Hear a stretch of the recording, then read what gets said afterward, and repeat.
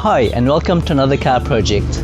In this video I'll be changing the spark plugs on our Nissan Tiida. It's also known as a Nissan Versa in some markets, or you might pronounce it Nissan depending where you come from. The process should be similar for the Nissan Latio and the Nissan Note since they're built on the same C11 platform. The process should be the same for Nissan Versas between the years 2004 to 2012. Now, we bought this car with 164,000 kilometers on the clock, so it's due for a few maintenance items. I'll be doing more videos on this car in the future, so if you want to see more, don't forget to subscribe. And if you want to see a particular video, if you have any questions, leave me a comment below and I'll get to it as soon as I can.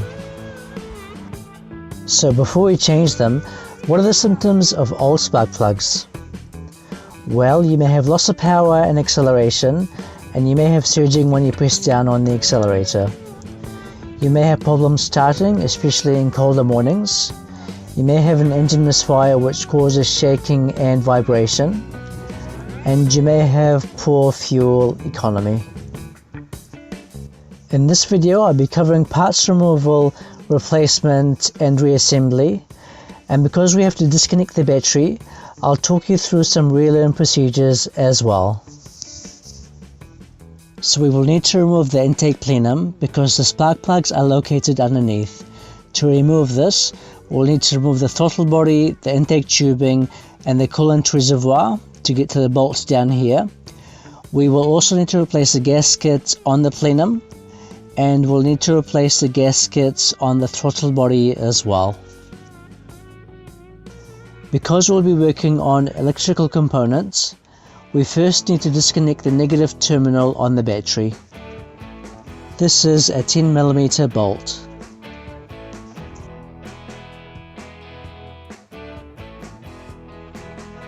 Next, we need to loosen the radiator cap. Make sure the engine is fully cold and it hasn't been on for at least 3 to 4 hours. Next, we'll be removing this intake duct. You've got two clips here. You can use a flathead screwdriver to pop them up. This is quite a clever design by the engineers, but unfortunately it makes maintenance a lot harder. So we just bought this car, but what's been your experience? Is it reliable and what's their transmission like? Let me know if we should keep it. This simply pops out.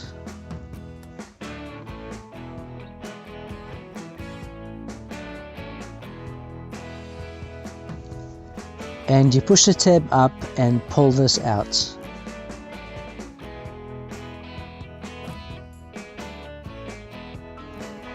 And it looks like we have some good news. We have clear access to the plenum bolts, so we'll leave the coolant reservoir where it is for now. We'll need to remove the throttle body, and that's attached by 4 bolts, and it's clamped on to the intake hose.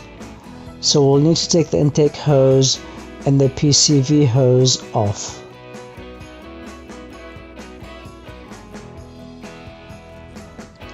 And pull the clamp down and carefully pull the PCV hose off.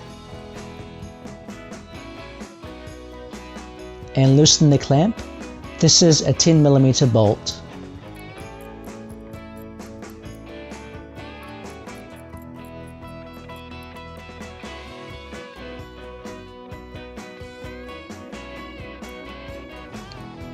And loosen the other side. And now the hose can be pulled off.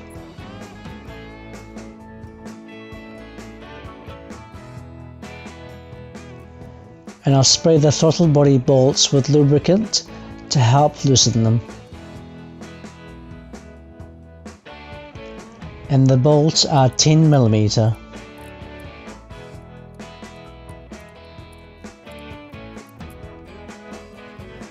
And the throttle body comes off.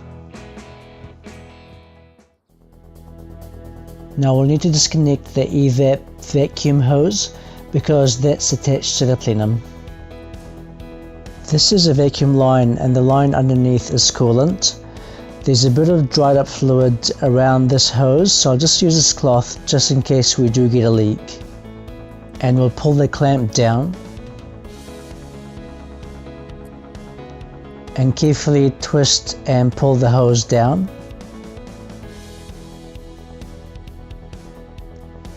And yes, no fluid came out.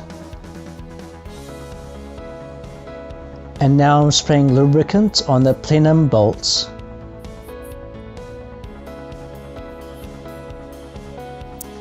Now you unbolt from the outside to the center, and it's a 14mm bolt.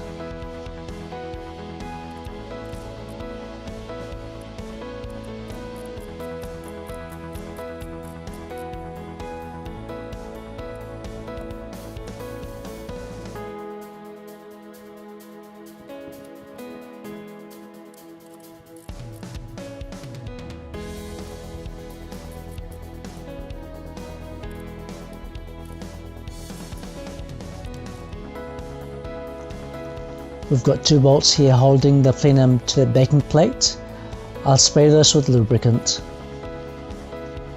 And they are 14mm bolts.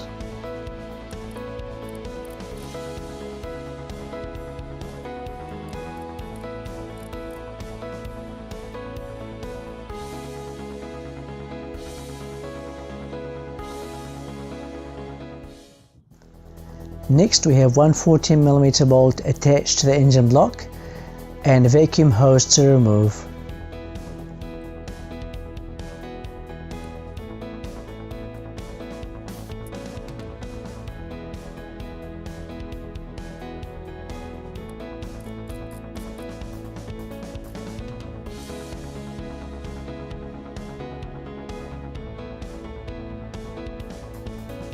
Now I'm attempting to pull the plenum out, but it seems to be stuck. It looks like we'll have to remove this air intake regulator. And the regulator is held in by a 10mm Allen key.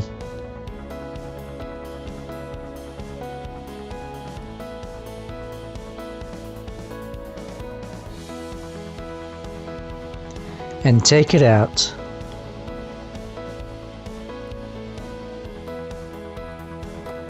And now the plenum is off.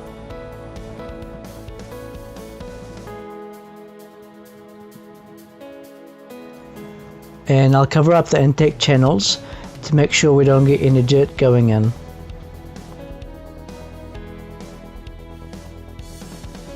And I'll clean the surface with carburetor cleaner.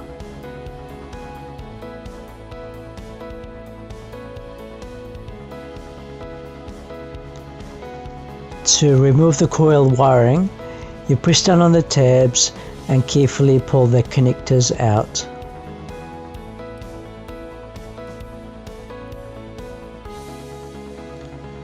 Spray lubricant on the coil bolts. Now undo the bolts holding the coils in place. They are 12mm bolts.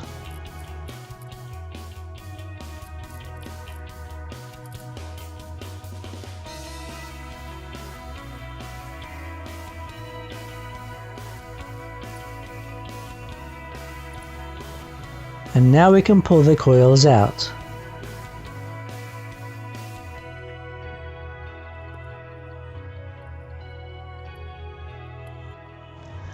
My normal spark plug socket was too wide, so I got this thin profile socket instead. And I've stuck a piece of cloth inside to hold the spark plug in place. And there you go, it doesn't fall out. And the spark plugs require a 14mm socket.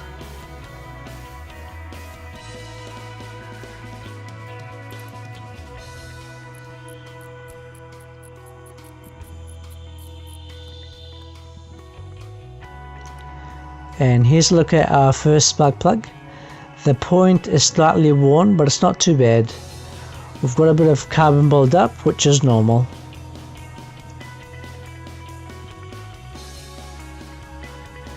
The second one looks about the same.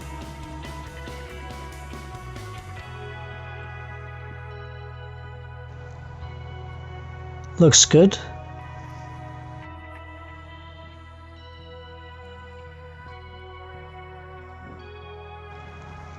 And the last one's good. Looks like the engine is in good condition. The plugs I'll be using are NGKs. They are iridium. They are gapped to 0.043 of an inch, and the part number for those is 91187. And we'll compare the old plug to the new plug, and yes, they do look the same. The good thing about these plugs is they have rubber ribs on the ceramic, and that provides good insulation. We don't need to put any anti-seize on the thread because it comes pre-lubricated. These plugs come pre-gapped, but we'll double check the gap with this gapping tool. And the gap is correct. I'll put some dielectric grease on the end to prevent arcing.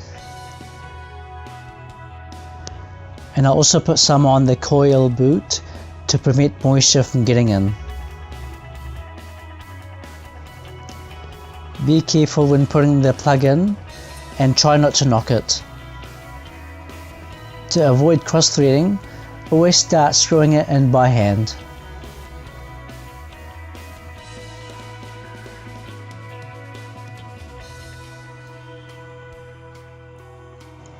The spark plugs have a crush washer, so do it till it's tight and do another quarter turn.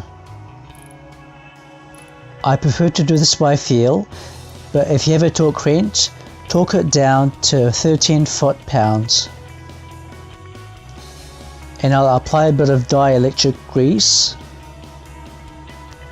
and put the coil back in. And clip the wiring back on.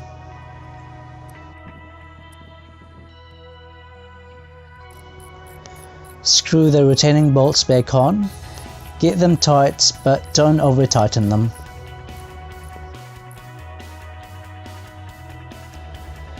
Get the old gasket off the plenum, and as you'll see, I've made a bit of a mistake.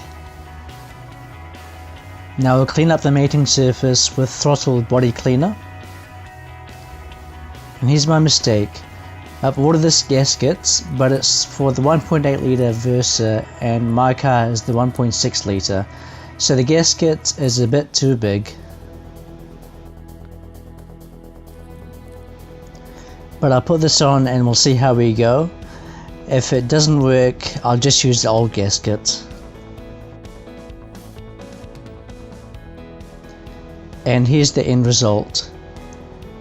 It doesn't fit perfectly, but it's laying flat, so hopefully this should work.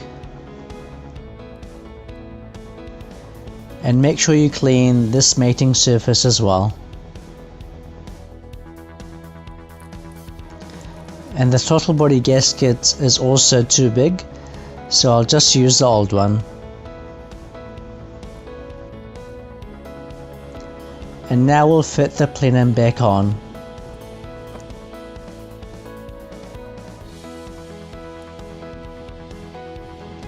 We'll get the engine mounting bolts back on. And the vacuum hose in the back.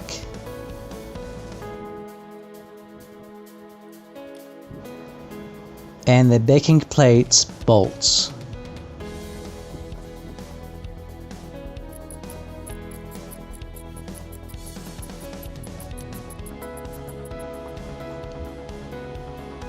And there's a particular sequence to get the bolts back in.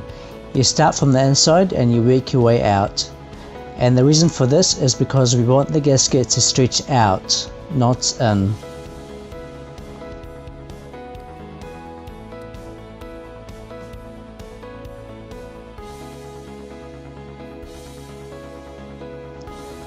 And the torque peak for this is 20 foot-pounds.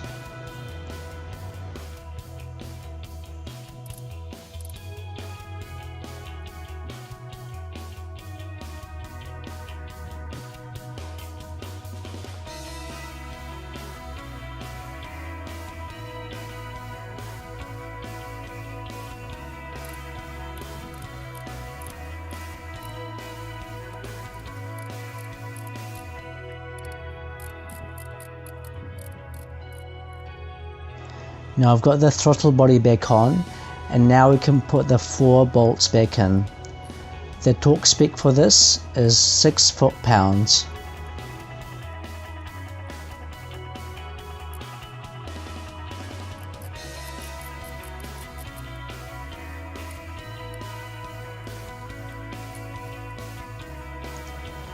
And now we can put this part of the intake hose back on.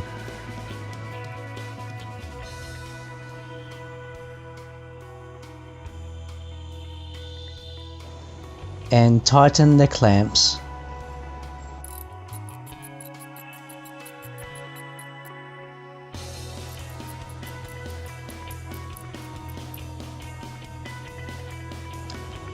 Put the PCV hose back on.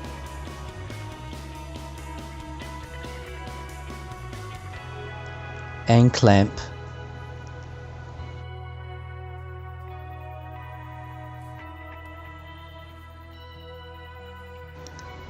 The intake duct clips back on. Pop this in place.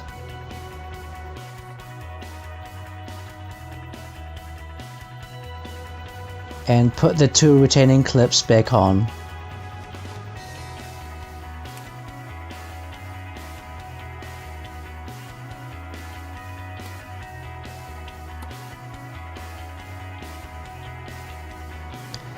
And reconnect the negative terminal on the battery. And screw the radiator cap back on. And start the car back up.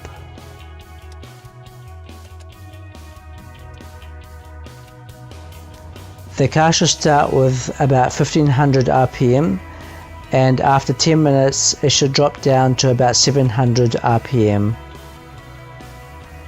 If your idle RPM is more than 700 or less than 700, you may have a vacuum leak. You need to go back and see where the air might be leaking in from. But before you do anything, let's look at some relearn procedures you need to do because we've disconnected the battery. These are the steps for the accelerator pedal release position. These are the steps for the throttle valve closed position. And these are the steps for the idle air volume learning.